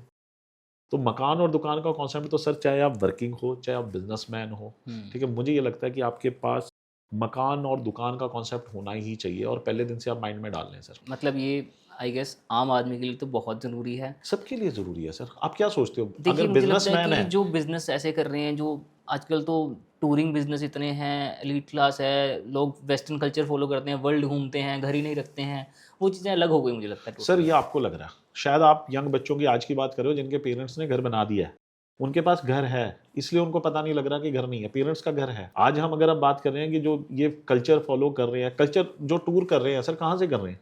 एजुकेशन अच्छी कहाँ से मिली सर? कहीं ना कहीं पेरेंट्स ने अपने आप को कॉम्प्रोमाइज करके उनको एजुकेशन अच्छी दी है, ठीक है। इनकम सोर्स इसी एजुकेशन के करके आया। आप लास्ट में आ रहे हो, पेरेंट्स के पास आपके घर है, ठीक है जी, तभी आप ये एंजॉय कर पा रहे हो ना सर। आप एक उस बच्चे को उठा के देखो ना जिसके पेरेंट्स के पास बेसिक नीड्स की चीजें ही नहीं है, उसका टारगेट पूछो क्या है। और आज आप जिस जॉब की बात कर रहे हो कि जॉब है, मैं जॉब या बिजनेस कह रहा हूँ सर, मुझे एक चीज बताओ, जॉब के अंदर भी जब तक हम परफेक्ट हैं किसी भी टाइप की जॉब में, चाहे हम प्राइवेट जॉब में हैं, चाहे गवर्नमेंट जॉब में हैं, ठीक है, अगर कुछ मिस हैपनिंग हो जाए तो क्या सिक्योरिटी है? फैमिली को क्या सिक्योरिटी है? आपने इंश्योरेंस ले ली, सब कुछ ले लिया सर, पैसा ले लिया, पैसा भी एक टाइम आ गया, पैसा कहीं ना कहीं तो जा ही सकता है सर। हार्ड मनी कोई ले गया, कोई झूठ करके ले गया। घर सर, घर एक ऐसी चीज़ है, मैं अगेन आपको वही बात बोलूँगा, आप कहीं पे भी चल जाएं, आप पेरेंट्स को ले लें, आप अपने बच्चों के लिए भी तो एक इंडिविजुअल घर प्लान करती हैं, डेफिनेटली, ठीक है, अपने लिए भी घर तो कल भी ड्रीम था, आज भी ड्रीम है और आगे भी ड्रीम रहेगा। ड्रीम का रीज़न ये है, आज हमने छोटा घर ले लिया, हम उससे ऊपर वाला घर सोचते हैं। जैसे हम गाड़ी, बेसिक गाड़ी ले लेते हैं छोटी, तो मुझे एक चीज़ बताओ सर, क्या बड़ी गाड़ी कोई सोचता नहीं? आज अगर किसी ने मारुति ले ली तो उसका यह है कि होंडा कब आएगी, जिसने होंडा ले ली तो उसकी एसयूवी कब आएगी, जिसने एसयूवी ले ली तो उसकी और लग्जरी गाड़ी कब आएगी, जबकि उसमें तो डेप्रीशिएशन है। प्रॉपर्टी में तो कहीं डेप्रीशिएशन नहीं है। हाँ, हम गाड़ियों में पीस ऑफ माइंड देखते हैं, तो प्रॉपर्टी में तो मल्टीपल टाइम ज़्यादा हुआ है, तो वो सिक्योर है और आपके नहीं। एक चीज़ और गौर करिए, देखिए गाड़ी आपने ले ली, 10 साल नहीं भी चलाई आपने, घर पे खड़ी रही है, तो क्या अगले 10 साल चलेगी? वो नहीं चलेगी, क्योंकि रीजन गवर्नमेंट के नॉर्म्स आ गए ना कि 10 साल बाद आप ये डीजल की गाड़ी नहीं चला सकते। उन्होंने तो टाइम देखना है सर, कितना आपने उसे चलाया, नहीं चलाया, वो कुछ नहीं। और जब आप उसे चला रहे हो तो वो आपसे खर्चा मांग रही है, मुझे इंश्योरेंस दे दो, मुझे पेट्रोल दे दो, मुझे सर्विस दे दो। नहीं भी चला रहे तब भी सर्विस और इंश्योरेंस तो मांग ही रही है वो, ठीक है सर। और यही चीज को अगर आप अपोजिट अपनी प्रॉपर्टी के लिए ले लो, आपने कोई छोटी प्रॉपर्टी ले ली, आप उसमें रह रहे हो सर, आपकी नीड खत्म हो गई, यहाँ से आप चले गए, आपकी नीड हो गई, आपने कहीं शिफ्ट कर लिया, वो घर आप सेल करोगे तब भी पैसा आएगा, नहीं करोगे तो रेंट से पैसा आएगा, और वो रेंट का पैसा या सेल का पैसा आपको भी मिलता रहेगा जब तक है, आपके बच्चों को भी मिलेगा, जब उसे सेल करोगे तब उसे आप कैश मल्टीप्लाई ही करेगा, मल्टीप्लाई कर। राइट। तो रियल एस्टेट, जमीन, जिसको हम पुराने टाइम में कहते थे जमीन, जमीन एक ऐसी चीज है सर, वो आपको देके जाती है, कभी लेके नहीं जाती, बट इट्स डिपेंड, उसको आप शॉर्ट टर्म नहीं सोच सकते। ओके, ये और ज़मीन से ध्यान आया मुझे कि फ्लैट्स बहुत हैं, बहुत फ्लैट्स हैं आपके, हाई राइज हैं इतने इतने, तो मेरे को पर्सनली ऐसा लगता है कि वो ज़मीन नहीं है, वो तो बस एक के ऊपर एक है, 21 खड़े हैं तो 21 के 21 एक ही ज़मीन पे खड़े हैं, तो उसकी क्या मतलब? मुझे लगता है कि ज़मीन लेनी चाहिए हमें हर जगह पर जाकर। आपको एक चीज़ बताऊं सनी जी, मैंने ना अपनी आधी लाइफ प्लॉट बनाने के लिए लगा दी। अच्छा। छोटा घर लिया, उसके बाद जी। ये क्या ये क्या ये क्या, मैं घर बनाऊंगा, मैं प्लॉट पे ही घर बनाऊंगा। ये ना एक टाइम होता है। अब मैं जिस टाइम में आ गया, मेरे बच्चे थोड़े बड़े हो गए हैं, हम्म। आई फील कि अगर मैं वो प्लॉट ले भी लूँ, आज की डेट में आपने एक बहुत अच्छी बात बोली कि आज का यंगस्टर ट्रैवल कर रहा है, वो आपके साथ तो रह ही नहीं रहा। आपने घर बना ली, कोठी बना ली, ठीक है, उस कोठी में रहने वाले आप दो, हस्बैंड वाइफ, मेड का जो टाइम आ गया, मेड नहीं मिल रही, आप ऊपर चढ़ नहीं सकते, सफाई नहीं करा सकते, ठीक है, फ्लैट। और प्लस जैसा माहौल चल रहा है, आप मुझे एक चीज बताएं, जब हम छोटे थे तो सारी गली या मोहल्ला जिसको हम कहते हैं, एरिया सेक्टर हमें जानता था, बट आज वो नहीं है। यस। आज एवरीबडी बिजी, ठीक है, वो उस माहौल के अंदर नहीं है कि वो मिल रहा हो आपके आस पड़ोस को। कईयों को तो आस पड़ोस का ही नहीं पता। मल्टी स्टोरी फ्लैट्स क्या करते हैं सर, जिसको हम लग्जरी की बात कर रहे हैं, लग्जरी का हमने नाम जोड़ दिया, बट मैं उससे पहले एमिनिटीज की बात करूंगा। हमें उसके अंदर सारी एमिनिटीज एक ही सोसाइटी में मिल जाती हैं। आप मुझे एक चीज बताइए, हम चंडीगढ़ में कोठियों में रहते हैं, कितने सेक्टरों के अंदर कंबाइंड एक कोई भी फंक्शन आ रहा वो बना रहे हैं, पहले बनाते थे, बट वही कल्चर आपका फ्लैट में देखो। मैं आज एक 10 मरला हाउस, जैसे आप बात कर रहे थे, 10 मरला हाउस ले लेता हूँ चंडीगढ़ के अंदर, क्या स्पेंड करूंगा सर मैं? एटलीस्ट जो 10 मरले का प्लॉट है वो 9 to 10 करोड़ रुपीस है। फिर उसके बाद मैं 2 से 3 करोड़ रुपए बनाने में लगाऊंगा, 13 करोड़ सर। पार्किंग का इशू मुझे फिर भी रहेगा, चलो 10 मरला में तो शायद नहीं रहेगा। ठीक है, 10 मरला में भी सर देखो, अगर आपका फेसिंग पार्क है या कुछ है तब तो एक अलग चीज है कि आपको नहीं रहेगा, ठीक है ना। फिर बट मुझे एक चीज बताओ, अब ज्यादा टाइम आपके बच्चे अगर आपके साथ नहीं रहे, वो अलग रहते हैं, जैसे कि आजकल हर एक कॉन्सेप्ट आ गया है, ठीक है, तो क्या आप उस घर को एंजॉय कर पाओगे जब तक आप बना रहे हो?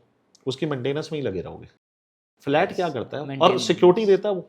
मल्टी स्टोरी फ्लैट में क्या है सर, वो बाउंड्री के अंदर है, सिक्योरिटीज है। पहले क्या होती है सिर्फ गेट पे सिक्योरिटी थी, हर टावर के नीचे सिक्योरिटी। आप हस्बैंड वाइफ दोनों वर्किंग है, घर खाली करके चले जाते हो सर, पीछे बच्चे हैं, ठीक है, मेड है, तो उसकी सिक्योरिटी वो मल्टी स्टोरी देता है। हाँ, शायद उस ये हो गया यंगस्टर का, शायद उस वजह से मैं नहीं सोच पाया। हाँ, आपने उस वजह। सेकेंड चीज, आपको सारी facilities, swimming pool, club, garden, वो एक छोटे से एरिया के अंदर मिल जाता है सर, और सेफ्टी के साथ, ठीक है।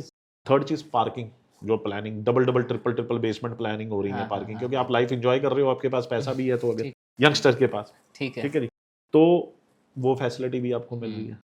और फोर्थ, अगर हम यही चीज बुजुर्गों की लगा लें, बच्चे बाहर चले गए, पेरेंट्स यहाँ है, परमानेंट बच्चों के पास नहीं रहना चाहते, 6 महीने के लिए उन्होंने आपके अपने घर को यहाँ पे लॉक लगाया और वो अपने बच्चों के पास चले गए सर, वहाँ पे एंजॉय किया, वापस आए, सिक्योर है।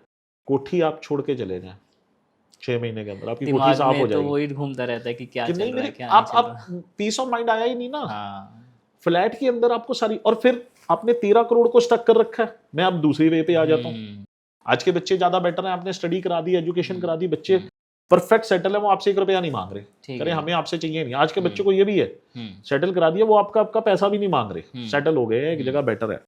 तो मुझे आप एक चीज ये बताइए, आप उनके पास ट्रैवल, आपके पास लिमिटेड सी मनी थी, आपने घर बनाया, सब कुछ, मुझे लगता है वो 13 करोड़ की जगह एक आपको अच्छा घर चाहिए, सिक्योरिटी चाहिए, वो आपका अगेन 4-5 करोड़ के अंदर आ रहा है सर। yes, and उसी और बैलेंस जो 6-7 करोड़ आपके पास बच गया, वो कॉन्सेप्ट दोबारा आ गया जो मैं बोलता हूँ सर, मकान और दुकान।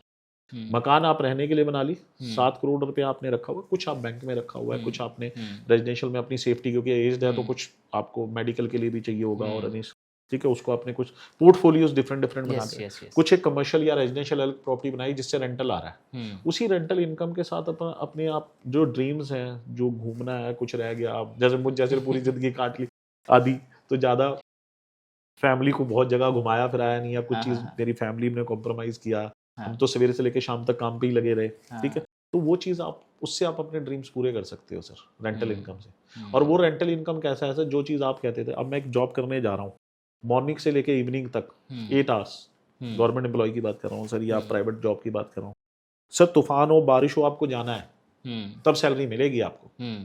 बट अगर आपने एक प्रॉपर्टी जनरेट कर ली दूसरी, तूफान हो, बारिश हो, आपका रेंटल जरूर आएगा, अगर आपने ठीक पर्सन को चढ़ाया हुआ है। यस।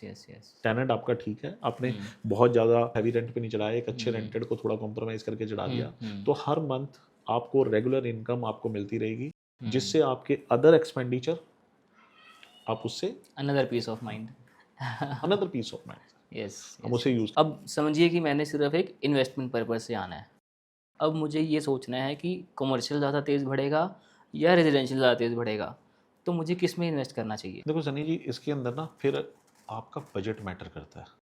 अगर आप देखो कमर्शियल है ना, एक चीज़ तो ये मानो कि कमर्शियल से आपको रिटर्न ज़्यादा आती है, बट हिज टेक टाइम। जब रेजिडेंशियल डेवलप हो जाएगा सारा, उसके सराउंडिंग की डेवलपमेंट हो जाएगी, कमर्शियल जो आपको देगा रेंटल वो रेजिडेंशियल नहीं दे सकता। रेजिडेंशियल का मतलब ही रेजिडेंस रहने के लिए। आपने 2 करोड़ 3 करोड़ या 4 करोड़ की प्रॉपर्टी ले ली सर, आप उसे रेंट पे चढ़ाते हो तो क्या रेंट मिल जाएगा? 4 करोड़ की प्रॉपर्टी में मैक्सिमम आपको ₹1,00,000 का रेंट मिल जाएगा रेजिडेंशियल में? रेजिडेंशियल में। ओके। और उसके अंदर फिर आप ही के ऊपर बर्डन है कि वॉशरूम खराब हो गए, कबर्ड्स खराब हो गए, कभी मेंटेनेंस। हाँ मेंटेन करने पे, तो आपके 2 मंथ मतलब 12 मंथ के रेंट के अंदर 2 रेंट तो आपके मेंटेनेंस पर डालने पड़ेंगे आपको। ओके। अगर अगर यही चीज़ हम कमर्शियल पे ले लेते हैं तो कमर्शियल के अंदर मुझे ये लगता है जैसे वहाँ पे 2% की रिटर्न आती है रेजिडेंशियल में, कमर्शियल के अंदर आपकी जो रिटर्न है वो 5 से 6% की है, एक अच्छी रिटर्न 5 से 6% की आ रही है। ठीक है जी। एक टाइम के बाद वो ग्रोथ आपको ठीक ठाक दे देती है तो रिटर्न 4% तक की रह जाती है, बट ग्रोथ अच्छी आ जाती है उसमें। ठीक है। आप कहीं का भी कमर्शियल देख लें, रेजिडेंशियल देख लें, तो कमर्शियल अगर उसकी लोकेशन अच्छी है, क्योंकि कमर्शियल और रेजिडेंशियल में 2 चीज़ें बहुत मैटर करती है। रेजिडेंशियल तो आप कहीं का भी ले लो, बेच के आप शायद निकल सकते हो। कमर्शियल के लिए आपको बहुत सोच समझ के इन्वेस्टमेंट करनी पड़ती है।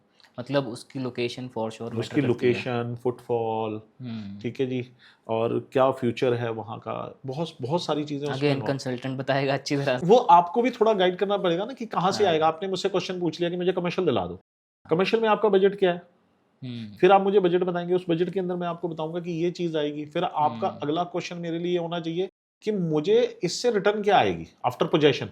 कुछ तो आजकल जैसे बिल्डर्स ने नई स्कीम निकाली हुई है कि आपको 12% की रिटर्न मिल रही है, वो बहुत अच्छी स्कीम है, बट उसके साथ साथ ये मैटर करता है कि वो एरिया क्या डेवलप करेगा। 12% की रिटर्न वाली मैंने कई लोगों से सुनी है बात, बिल्कुल ठीक है और मैंने कई लोगों से इसके धक्के भी सुने हैं बहुत ज़्यादा। सर। धक्के का तो ऐसा है, देखो 12% की रिटर्न का ना 2 चीज़ें हैं। आप जहाँ पे प्रॉपर्टी बाय कर रहे हो 12% की, मैं 2 चीज़ें कहता हूँ, ऐसा नहीं होता कि थोड़ा बहुत आगे पीछे ना हो। आपने पहले उसके अंदर कंपनी चूज करनी है कि कौन सी कंपनी का प्रोडक्ट ले रहे हो। कहने का मतलब बिल्डर? Builder, okay. कंपनी का मतलब बिल्डर ही हो गया। बिल्डर के अंदर आपने सबसे पहले देखनी है कि ये नहीं कि बिल्डर बहुत अच्छा है तो सारी लोकेशनें चल पड़ेंगी। फिर उसके बाद लोकेशन, किस लोकेशन पे वो प्रॉपर्टी बना रहा है और उसको लीजिंग कैसे करेगा, क्या क्या चीजें उसके अंदर इन्वॉल्व हैं। लीजिंग में बहुत सारी चीजें इन्वॉल्व होती हैं सर, ठीक है। वो चलेगी कैसे? आज आपने 12% की रिटर्न ले ली, 12% की आप कह रहे हो धक्का लगा। धक्का सर उस चीज का लगा जिसमें बिल्डर ने पैसा तो आपसे ले लिया बट वो लैंड ही नहीं खरीदी। आपका पैसा आया, मैंने उस लैंड पे पैसा डाला नहीं हुआ, उसकी लैंड अपनी नहीं है, उसके बाद वो इधर उधर हो गया, आपको रिटर्न नहीं दे रहा या गायब हो गया, तो उसके लिए तो सर आपने वर्किंग ही नहीं करी। आपने बिल्डर का आपने कंसल्टेंट से तो पूछा ही नहीं कि बिल्डर का, सबसे पहले आप बिल्डर का ये पूछो बिल्डर का बैकअप क्या है सर। आप कोई प्रॉपर्टी लेने जा रहे हो, बिल्डर की लैंड अपनी है कि नहीं है, उसके जो नॉर्म्स है गवर्नमेंट के वो कंप्लीट हैं कि नहीं है, ठीक है। आज आपको 12% की रिटर्न देगा तो कब तक देगा, उसके एग्रीमेंट को आपने पढ़ा ही नहीं। कई कंसल्टेंट को एग्रीमेंट पढ़ना आना चाहिए, कंसल्टेंट जब तक एग्रीमेंट पढ़ेगा नहीं आपको बताएगा कैसे। आपने कभी किसी से पूछा कि इस एग्रीमेंट के अंदर क्या लिखा है और क्यों साइन करना चाहिए नहीं करना चाहिए।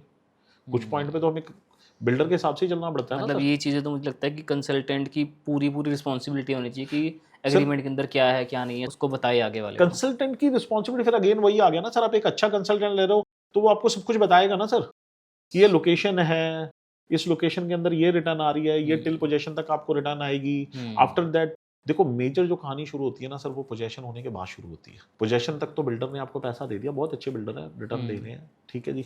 और मुझे ये लगता है कि जब पोजेशन आता है तब मैटर करता है कि वो प्रॉपर्टी कैसी है। ओके। क्योंकि मैं हमेशा कमर्शियल में एक ही चीज़ समझता हूँ, कमर्शियल में मिडल कुछ नहीं होता। कमर्शियल में मेजर होता है या तो अर्श पे या फर्श पे।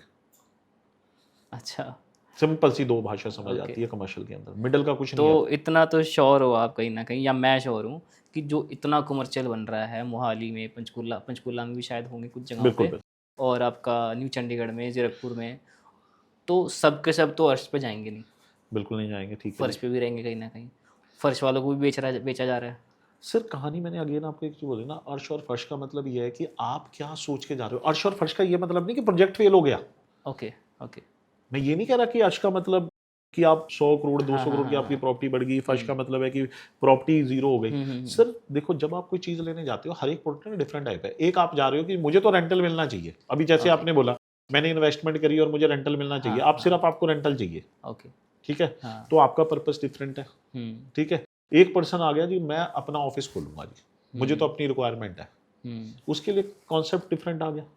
अब आपको रेंटल चाहिए बट आपने अपने ऑफिस के चक्कर में वो ऑफिस ले लिया जिसको जो सेल्फ यूज था, फिर तो आप कहोगे जी ये तो बेकार प्रॉपर्टी मिल गई, ठीक है ना जी। अब रेंटल आपको नहीं, आपको अपने लिए चाहिए अच्छी लोकेशन पे, आपने रेंटल वाली प्रॉपर्टी ले ली और आप बाद में कह रहे हो जी मुझे इसका पोजीशन मिल जाए मैं ही चलाऊंगा, तो वो भी नहीं है सर। मैं उसको अर्श और फर्श कह रहा हूँ कि उसके लिए देखो कमर्शियल के लिए ना बहुत कुछ सोच समझ के अंतर करना पड़ता है, क्योंकि मैंने देखी हैं कई जगहों में ऐसी जगहें जो कमर्शियल्स में बहुत सारे बन रहे हैं, बहुत सारे, मतलब हर जगह पे देख रहा हूँ कमर्शियल की वो लगी हैं, ये वो यहाँ बन रहा है वहाँ बन रहा है, अलग अलग नाम से बन रहे हैं। ये स्टेडियम वाली रोड पे चले जाएं, हम चंडीगढ़ वाली 100 तरह के नाम है इसमें। तो कमर्शियल्स ऐसा तो नहीं होगा खड़े हो गए सबके सब 5 से 10 साल बाद और कुछ उसमें मार्केट नहीं है और सब लोग खरीद के बैठे हैं बस। देखिए अगर आप न्यू चंडीगढ़ की बात कर रहे हैं तो कमर्शियल वाला लैंड है। न्यू चंडीगढ़ में सेक्टर कितने हैं सर? 27। ओके 27 सेक्टर है, उस हिसाब से तो मार्केट है ही नहीं कुछ भी।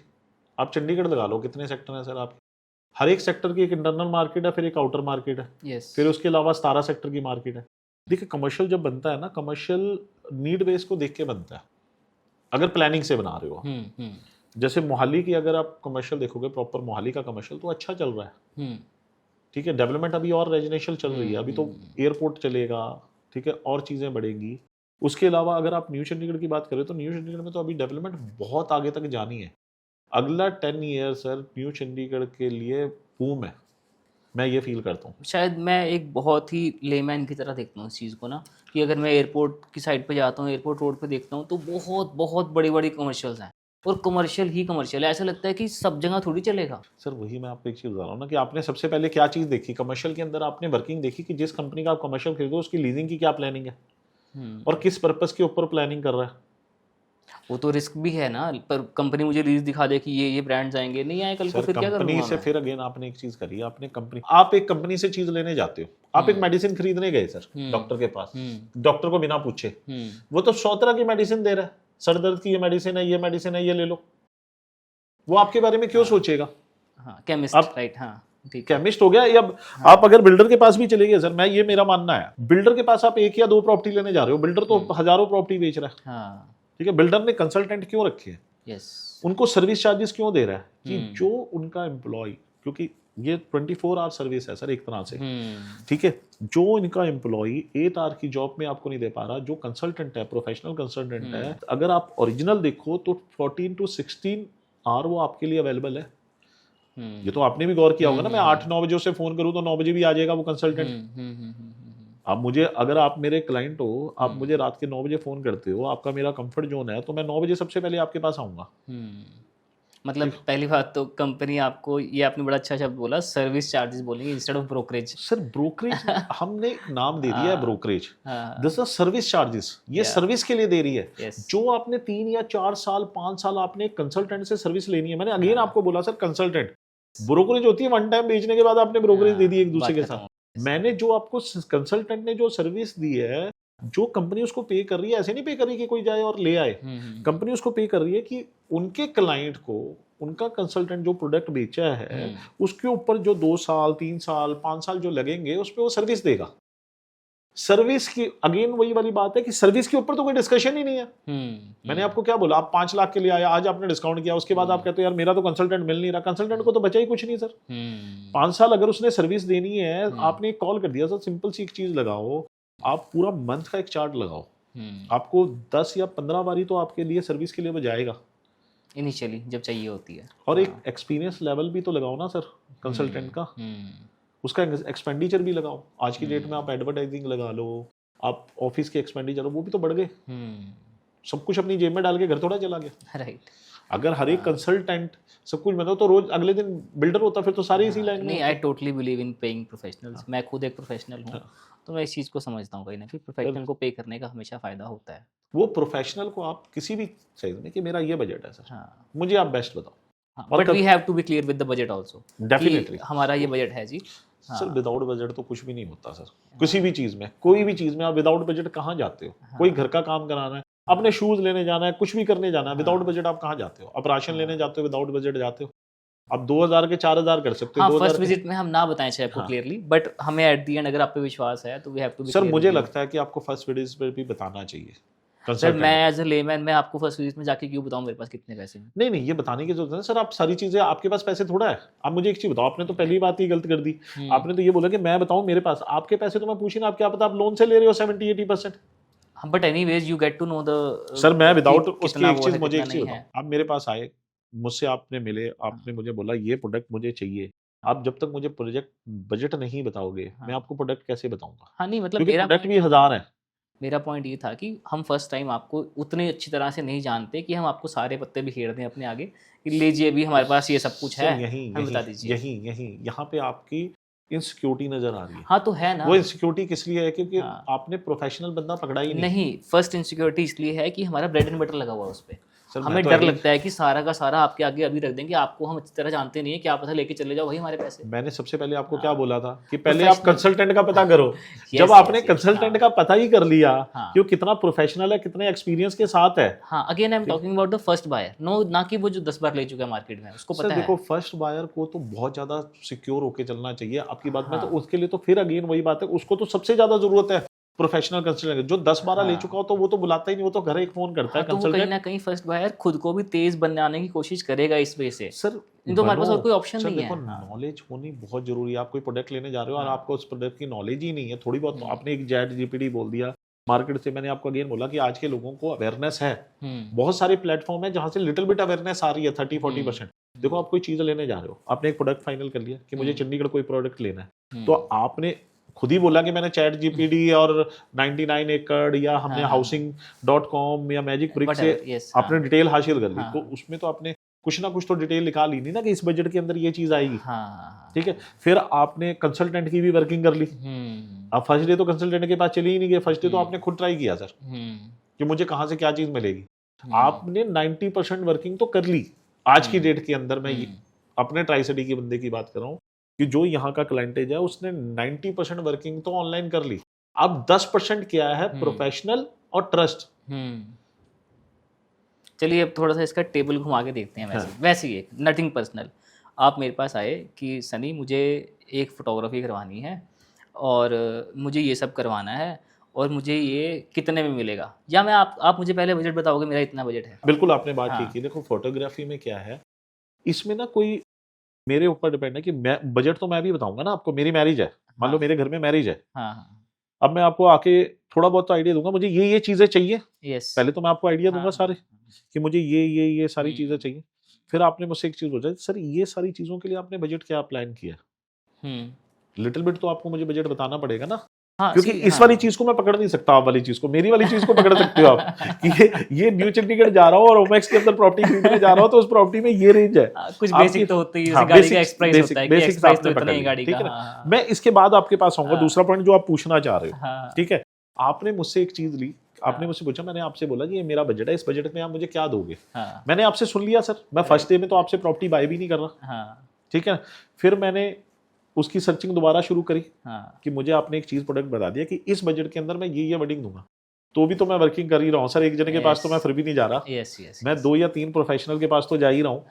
ठीक है, फिर आपने उसके बाद जिसने आपके ऊपर पूरी वर्किंग करी है, टाइम दिया है, फिर आप उससे डिस्कशन करते हो कि यार मैंने आपको 1 लाख रुपए का बजट बताया था एज अ फोटोग्राफी, मुझे आपने ये चीज बताई, बट मेरे को ये सारी ऑफर दूसरी साइड 1-2 जगह से और भी मिल रही है। अब मुझे आप ये बताओ इसमें डिफरेंसेस क्या है, फिर मैं आपको डिटेल बताऊंगा ना सर। विदाउट उसके कैसे बता दूंगा? फर्स्ट डे मुझे आगे मैं आपको शुरू करता हूँ, सर आप मुझे 3 बेडरूम का फ्लैट लेना है, साइज आपने मुझे बताया नहीं, लोकेशन आपने बताया नहीं, मुझे बजट बताया नहीं। 3 बेडरूम तो 70,80,000 से शुरू होके आपका 5 करोड़ 6 करोड़ यहाँ तक कि अब तो 11-12 करोड़ की प्रॉपर्टी भी आ गई है। मतलब आप एक तरह से प्रिसीजन मांग रहे हैं टाइम बचाने के लिए। अदरवाइज आप भी शुरू कर सकते हैं कि यहाँ से शुरू है जी, ये देखिए। सर फिर वही वाली बात आ गई, मैंने स्कूटर स्टार्ट किया, आप आए और मैं चला, चलो सर आपको चीज दिखाऊं, सारी चीजें दिखा रहा हूँ। फिर मैं ही प्रोफेशनल नहीं हूँ सर, जो चीज दिखाने भी जा रहा नहीं, यानी कि उसके पास इतना ज्यादा टाइम है कि वो आपके पीछे भाग रहा है। ये एक बड़ा अच्छा पॉइंट है प्रोफेशनल को ढूंढने के लिए कि वो प्रिसीजन मांग रहा है या आपको सब कुछ दिखाने चल रहा है। या सब कुछ दिखाने चल रहा है, सब कुछ दिखाने वाला आपको सर, मतलब ये समझ लो कि वो उतना प्रोफेशनल नहीं होगा। हमारे पास भी डेफिनेटली मेरे पास भी टीम है जो नहीं आते हैं, जो नए यंगस्टर आते हैं, वो सबसे पहले यही करते हैं अच्छा, हम उन्हीं को भेज देते हैं जो नहीं हाँ। समझ आता है, हम उनको कहते हैं जाओ यार इनको सारी चीजें सिखा के आओ, ओके, जो हाँ। बिल्कुल यंग है, यस, रॉ जिसको रॉ फॉर्म के अंदर हाँ, गया, हाँ, हाँ। जो एक्सपीरियंस है सर वो तो एरिया मांगता है। नहीं, जो एक्सपीरियंस भी हाँ, मेरे ठीक पास है, जो टीम आएगी वो कहेगी सर मुझे तो प्रोजेक्ट दे दो, हाँ, मैं अपना होमलैंड में वर्किंग करूंगा, यस, 3-4 प्रोजेक्ट मुझे दे दो सर, हाँ, ये हाँ, मेरे टाइप के क्लाइंट है। हम्म, क्योंकि सर एक चीज़ याद रखो, आपकी जॉब तो आपके ऑफिस में आके पूछ रहा है, आप उसे सारा प्रोडक्ट अपने ऑफिस में दिखा रहे हो कि ये सर्विस।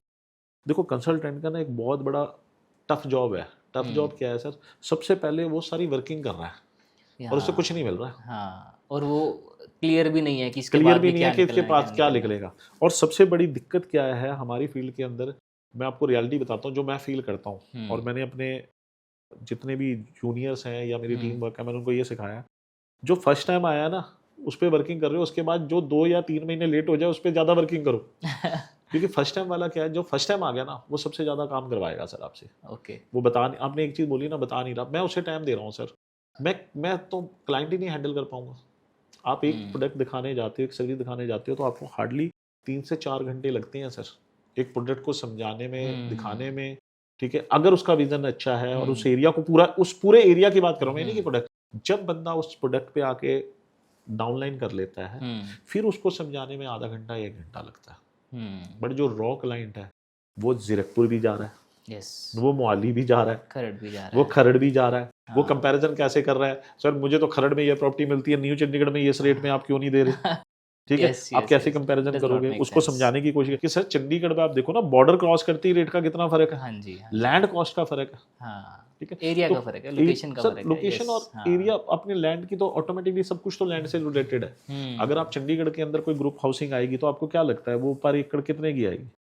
अगर आज गवर्नमेंट उसकी ऑक्शन करती है, अगर मोहाली के अंदर न्यू चंडीगढ़ या मोहाली की ऑक्शन हो रही है, पर एकड़ वहाँ पे 30 करोड़ 40 करोड़ रुपए एकड़ चल रहा है, तो चंडीगढ़ में वो 80 या 90 करोड़ रुपए एकड़ जाएगी। डेफिनेटली, तो डेफिनेटली जो उस पर काम कर रहा है, कंस्ट्रक्शन कॉस्ट ऑलमोस्ट ही सेम लग रही है, बट उसका इंटरेस्ट भी तो लग रहा है, उसको जोड़ेगा, प्रॉफिट जोड़ेगा, सब कुछ जोड़ के ही वो सेल करेगा ना प्रॉपर्टी को। फिर उसमें उसने फैसिलिटी भी देनी है सर, कॉम्प्रोमाइज तो कर ही नहीं सकता उसमें। सर बड़ा इंपॉर्टेंट सवाल है एक, जो राइट नाउ करंट सिनेरियो चल रहा है वर्ल्ड का, वर्ल्ड वॉर की चीज़ें चल रही हैं ऑलमोस्ट। गोल्ड के लिए अभी रिसेंटली मना कर दिया मोदी जी ने, बड़ी कंस्ट्रक्शंस के लिए मना कर दिया मोदी जी ने, कुछ और चीज़ें हैं, फ्यूल प्राइसेस आज ही बढ़े हैं 3 रुपये हर स्टेट में ऑलमोस्ट। तो मुझे डर नहीं लगना चाहिए कि मैं सारा का सारा पैसा प्रॉपर्टी में इन्वेस्ट कर दूँ। मतलब मुझे ये कैसे मैनेज करना है कि मुझे अभी ख़रीदना है या नहीं ख़रीदना है? सर देखो, जो सिनेरियो कह रहे हो बिल्कुल, अगर मोदी जी ने कहा है, हमारे प्राइम मिनिस्टर ने कहा है, तो कुछ देश की भलाई के लिए कुछ कहा है, ठीक है। बट उससे ये नहीं होता सर, आप सारा पैसा जो कह रहे हो ना कि मैं एक प्रॉपर्टी में डाल दूँ, ये तो मैं पहली बार भी कहता हूँ कि आपके पोर्टफोलियो डिफरेंट होने चाहिए। आपका मेडिकल का पोर्टफोलियो डिफरेंट होना चाहिए, कुछ म्यूचुअल फंड जो इमीडिएट आप कैश कर सको, मैं नहीं करता बट मुझे लगता है कि वो पोर्टफोलियो डिफरेंट होना चाहिए। ठीक है, क्राइसिस के लिए आपके पास अगर 5 या 6 महीने के लिए हो जाए तो आप पूरा पैसा तो यूज़ नहीं कर रहे ना सर। बट मुझे ये लगता है कि ये टाइम रियल एस्टेट के लिए बेटर है आप इन्वेस्टमेंट करने के लिए। अगर आपका इन्वेस्टमेंट इस टाइम में लोग बैक कर रहे हैं, कंपनीज बेनिफिट आपको ऑफर करेंगी, रेट बड़े आपको स्मूथ मिल जाएंगे, अपॉर्चुनिटी आपको बहुत सारी मिल जाएंगी। ठीक है जी, तो मुझे ये लगता है कि आपको जिस टाइम ये लगे, जैसे हम शेयर मार्केट नीचे आती है, जब नीचे आती है तब तो लोग बेच ही रहे होते हैं, खरीद तो रहे नहीं होते। और रियल एस्टेट देखो आज खरीद के कल बेचने के लिए नहीं है, real estate long term vision है। आप 5 साल 10 साल के विजन के हिसाब से खरीदते हो। और जब इमोशन लेवल कम हो, और जैसे मैंने बोला न्यू चंडीगढ़ है, ये सर्विस, मैं अपने एरिया की बात बताऊं, मुझे दूसरी साइड नहीं, मैं आपको बोलूँगी कोई और एरिया बोलो तो मुझे उसका आइडिया नहीं होगा शायद। मुझे अपने ट्राई सिटी का ये पता है सर कि यहाँ पे हर लोगों को घर चाहिए। आज आपको घर चाहिए सर, आज क्राइसिस हो रहा है तो आपको घर, आप क्यों नहीं घर खरीद रहे? आपको इस क्राइसिस से क्या लग रहा है कि हमारा देश इसके आगे क्या 1-2 साल के लिए बिल्कुल ही बंद हो जाएगा? नहीं, एक मन में डर होता है ना कि जैसे एक सोना जैसी चीज़ जो मना कर दी खरीदने के लिए, तो बंदा कहेगा कि भाई पैसे बचाओ अभी, कि सबके सब मैं प्रॉपर्टी में कैसे लगा दूं, चाहे लोन भी लेना हो, लोन उतारने के लिए मेरे पास काम कम हो गया आगे के बाद, अगर क्राइसिस आ गए तो मैं लोन कैसे उतारूंगा उस चीज़ का? सर मैं आपको, पहली बात तो वो बंदा बाय कर रहा है, अगर लोन जो ले रहा है ना वो गवर्नमेंट एम्प्लॉई है, सैलरी तो नहीं बंद हो जाएगी। और हम लिमिटेड सी चीज़ों के ऊपर लोन इतना नहीं ले रहे कि सर हमने पूरा ब्रेड एंड बटर ही लगा दिया उसमें, हमने कुछ सेविंग भी तो कर रखी है। सेविंग का पोर्टफोलियो मैंने क्यों बोला सर? जो बैकअप होता है, देखो आप कोई चीज़ ले रहे हो ना कि मेरे को आज ही डालना और कल निकालना है और डालना है, वो बड़ा टफ है सर। अगर आप ये सोच रहे हो कि मैंने सब कुछ ही स्टेक पे लगा दिया है, मुझे तो आज खड्डा खोदना है और कल पानी पीना है, या आज ही पानी पीना है खड्डा खोद के, ठीक है, फिर मुझे लगता है कि सर वो बड़ा टफ है। वो आज भी टफ था, कल भी टफ है, चाहे क्राइसिस हो या ना हो ना हो। आज आपने घर लेना है सर, ठीक है, तो आज ही आपकी नीड है सर, राइट। आप 1 साल की वेट नहीं कर सकते। हाँ, जब ये सारी चीजें खत्म हो जाएंगी तो रेट डाउन होंगे कि अप होंगे सर? वो तो डेफिनेटली अब जब हमारा इंडिया पाकिस्तान का वॉर हुआ था, लोग कह रहे थे यार रेट गिर जाएंगे, क्या हो गया सर? कोविड में क्या हो गया, लोग कह रहे थे अब कोई खरीदेगा। कोविड के बाद तो एकदम बहुत ज्यादा जंप आ गया। ठीक है, लास्ट आप सिनेरियो लगा लो 1-2 साल का सर, क्या रेट जंप करे हैं सर आसपास। और मेरे को ये लगता है कि जैसे हमारे यहाँ पे जितने गवर्नमेंट इंफ्रास्ट्रक्चर्स हैं, इंस्टीट्यूट्स हैं या बिजनेस हैं, वहाँ पे लोग बढ़ रहे हैं। जितने कमर्शियल एक्टिविटीज़ आप कह रहे हो कि बढ़ रही हैं, वहाँ पे कमर्शियल एक्टिविटीज़ बढ़ रही हैं। कि गोल्ड और इसकी बात कर दूं सर, अपने ऑयल की, सर गोल्ड और ऑयल के लिए उन्होंने ये बोला है कि जो हमारा फंड है ना, डॉलर्स हैं, जो फॉरेनर करेंसी है, वो बहुत लगती है। जब आप प्रोडक्ट खरीद रहे हो तो प्रोडक्ट से जब आप बाहर से आता है, आप तो इंडियन करेंसी दे रहे हो, बाहर से तो वो डॉलर्स या यूरो उससे में बाय कर रहे हो ना सर। और जब आपकी फॉरेन करेंसी कम होती है ना, तो उसकी वैल्यू घटती है नोट की। इसलिए उन्होंने बोला कि क्राइसिस के बीच में थोड़ा सा आप संयम रख लें, संयम 6 महीने साल का आप संयम रख लें, ठीक है, फिर दोबारा सेटल हो जाएगी। जो जरूरत की चीज नहीं है, बट अगर आपके घर में आज मैरिज है, ये थोड़ा बोला है सर मैरिज है तो आप खरीदोगे ही नहीं। यस, ठीक है, आपने इमरजेंसी में कहीं जाना है, तो आप गाड़ी चलाओगे नहीं। ये तो नहीं बोला कि बंद ही कर दिए पेट्रोल पंप या सुनियारे की दुकान बंद कर, उन्होंने टेम्परेरी दिया सर संभलने के लिए। हम उस चीज को ना, हर एक चीज को हम नेगेटिव ले लेते हैं सर, हम उसको पॉजिटिव लेते ही नहीं। अगर आप इस चीज को पॉजिटिव ले, उन्होंने ये बोला कि हम सारे मिलके हम पार्ट हैं सर इस देश का। सोना जिसके घर में मैरिज है वो तो सोना खरीदेगा ही सर। आज आपके घर में सिस्टर की मैरिज है, आपकी मैरिज है, बच्चों की मैरिज है, तो ये तो है नहीं कि आप खरीदोगे नहीं सर, आप खरीदोगे। हाँ, अगर आपको नीड नहीं है, जैसे हम लोगों की, जैसे हम प्रॉपर्टी और इस पे सारी चीजें करते हैं, सोने पे अगर आपकी आज नीड नहीं है तो थोड़ा सा 6 महीने साल आप रुक जाए, उसके बाद खरीद लें। आप रोज गाड़ी निकाल के, हम गेड़ी रूट पे जाते हैं चंडीगढ़ और सराउंडिंग वाले, भाई आज आपकी नीड नहीं है, तो आप अवॉइड कर लें, आप पूलिंग कर लें, कार पूलिंग कर लें कहीं। सर उसमें तो एक चीज बताओ ना, सिर्फ सरकार का पैसा बच रहा है क्या? पर्सनली तो बच ही रहा है। हम तो ये बोलते थे सरकार बोल रही है। एक चीज आप पूलिंग करके मेरे साथ जा रहे हो सर, मेरी गाड़ी की सर्विस बच रही है किलोमीटर पे, टायर बच रहा है, अकेली एक चीज पेट्रोल क्यों लगा रहे हो? पूरी मेंटेनेंस होती है, पूरी मेंटेनेंस है, वो बच रही है, फिर पेट्रोल बच रहा है। ठीक है, उन्होंने तो सिर्फ एक कंफर्ट जोन में डालने की बात करी है। हमने उस बात को देखना है कि कैसे लेना है।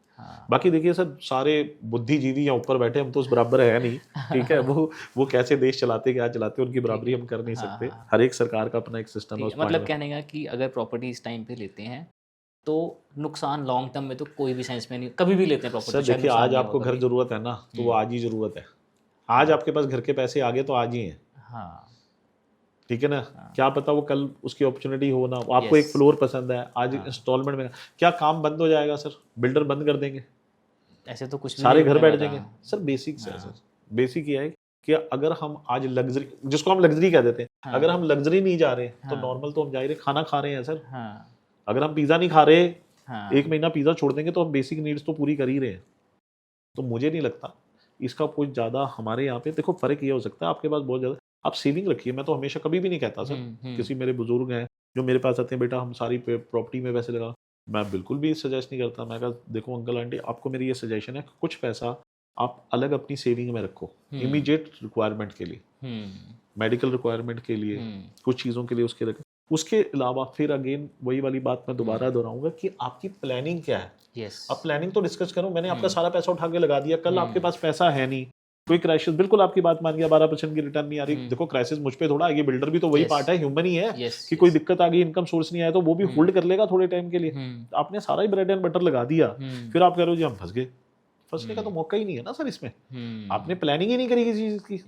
मतलब इस टाइम पे चैनलाइज करना जरूरी है, बहुत जरूरी है कि आप किस चीज पे जा रहे हो, क्या नीड्स हैं, क्यों मैं बाय कर रहा हूँ, सब कुछ उससे प्लानिंग है सर। एंड डेफिनेटली आज के 2-3 साल बाद लगा लो, जब ये शायद क्राइसिस नहीं रहेंगे फॉर श्योर, तो बूम तो करेगा ही वो सर। मेरे को लगता है साल तक ही कुछ फर्क है। मुझे एक चीज बताओ, इंडिया पाकिस्तान का हुआ था, क्या हुआ सर? उसके बाद ठीक ठाक ही रेट बढ़े, ठीक है। ये तो एक ना टाइम होता है थोड़ा सा, जैसे दुख और सुख है। सुख आपको कैसे पता लगेगा और दुख ही नहीं आया? ठीक है, ठीक ठीक है है। ना, हाँ, ये हाँ, चीज। हाँ। फिर और एक शहर में आपको, मेरे को एक चीज बताओ, आपको चाहिए क्या रहने के लिए? अच्छी हवा, जो हमारे चंडीगढ़ और सराउंडिंग में है। हम्म, आपका क्या कहते हैं, स्कूलिंग, अगर आपके हम्म, बच्चे हैं तो स्कूलिंग और कॉलेज चाहिए, हम्म, वो सबसे बेस्ट हमारे चंडीगढ़ में है। हम्म, आपको मेडिकल, वो हम्म, बेस्ट और बेस्ट से बेस्ट डॉक्टर्स हमारे यहाँ पे हैं सर। ठीक है, हम्म, प्राइवेट ले लो चाहे गवर्नमेंट ले लो सर। हम्म, ठीक है, और गवर्नमेंट फैसिलिटीज, कोई भी department, yes, yes, yes. Chandigarh तो sir high court, Haryana, Punjab, सबने इधर ही आना है। हाँ, हाँ, ठीक है, आपने सारे मौसम, ठीक है, ठीक है। गर्मी हाँ। सर्दी सब कुछ, पहाड़, पास में। आधे घंटे के रास्ते में, तो ठीक है, मुझे हाँ। लगता है कि ये बहुत अच्छी सिटी है हम्म, रहने के लिए, हम्म, पीसफुली। हम इसे पॉजिटिव लेके चलें तो यहाँ पे ग्रोथ ही हुई है सर। जो आया वो चंडीगढ़ छोड़ के नहीं गया। हर एक तरह के यहाँ के लोग हैं, बड़े हाँ, हेल्पिंग लोग हैं। यस, यस, ये यस। तो किसी ने हाँ, गौर ही नहीं किया, आप कहीं चले जाओ सर, हम्म, बहुत हेल्पिंग लोग हैं, बहुत प्यारे लोग हैं हाँ, सराउंडिंग। राइट। हरियाणा साथ में लग रहा है, हम्म, हिमाचल साथ में लग रहा है, पंजाब है। हम्म, इससे बेटर कल्चर मुझे नहीं लगता, हम्म। मैंने देखा होगा। और इतना सुंदर शहर है। बहुत सुंदर सर, हाँ, बहुत सुंदर, बहुत ग्रीनरी, तभी तो ये हाँ, छोड़ा नहीं जाता ना। हाँ, हाँ। मनोज सर, आपका ज़्यादा टाइम ना लेते हुए लास्ट सवाल है बिल्कुल। कि एक यंगस्टर को जो 20-25 साल से अपनी लाइफ को देखना शुरू करता है आगे से, उसके लिए आपका बेस्ट एडवाइस क्या है रियल एस्टेट को लेके? मैं ये कहूँगा जी, जितना उसके पास फंड है, उस मनी को जो उसके बजट के अंदर आती है, उसके अंदर वो लॉक कर ले आज। चाहे वो नियर बाय यहाँ पे लॉक कर ले। और एक और सजेशन मेरा हमेशा रहेगा, अगर उसको लगता है कि मैं ये नियर बाय मेरे बजट में नहीं आ रही चीज़, उसका होम टाउन जहाँ पे भी है उसके नियर बाय लॉक कर ले। क्योंकि ये एक्सपीरियंस तो आप किसी से भी पूछ ले, कहीं का भी, रियल एस्टेट तो बड़ा ही है। तो मतलब प्रॉपर्टी आपको होल्ड कर लेनी चाहिए जितना भी पैसा सर आपके पास राइट है। टाइम में होल्ड कर लेनी चाहिए सर, जब मर्जी आप होल्ड कर लें, किसी से भी आप पूछ लें। हम्म, उसको लगता है यार मैंने राइट टाइम में प्रॉपर्टी लेगी, यार किसी यार दोस्त ने प्रॉपर्टी दिला दी सर। जो बंदा रियल एस्टेट में किसी कंसल्टेंट के साथ रहा है, उसने उसकी प्रॉपर्टी बनाई है एक अच्छे, सजेशन अच्छी दी होगी, ठीक है, ठीक है, तो उसको लॉक कर लेनी, जहां उसके नियर बाय और उसके अप्रोच में आती है, ठीक है, ठीक और है। लोकेशन गुड हो। मतलब ऐसा नहीं कि डेड उसमें डाले, उसे लॉक कर लेनी चाहिए। ठीक है। तो बड़े ही अच्छे तरह से मनोज जी ने जवाब दिए हमारे सब सवालों की। होप आपके भी बहुत सारे सवाल इसमें निकले होंगे। But still if you feel somewhere कि आपको लगता है कि कोई सवाल है या आपको पर्सनली मिलना है इनसे, I am sharing his number beneath, तो साथ साथ इनसे बात भी कर सकते हैं कंसल्टेशन के लिए। फॉर श्योर आई बिलीव बहुत ही सही मायने में ये राइट पर्सन होंगे। एंड मैंने भी थोड़ी R&D की थी कि मुझे किस कंसल्टेंट के साथ इसको पॉडकास्ट को पूरा एग्जीक्यूट करना है। तो thank you sir for coming. Thank you right, sir. Thank you.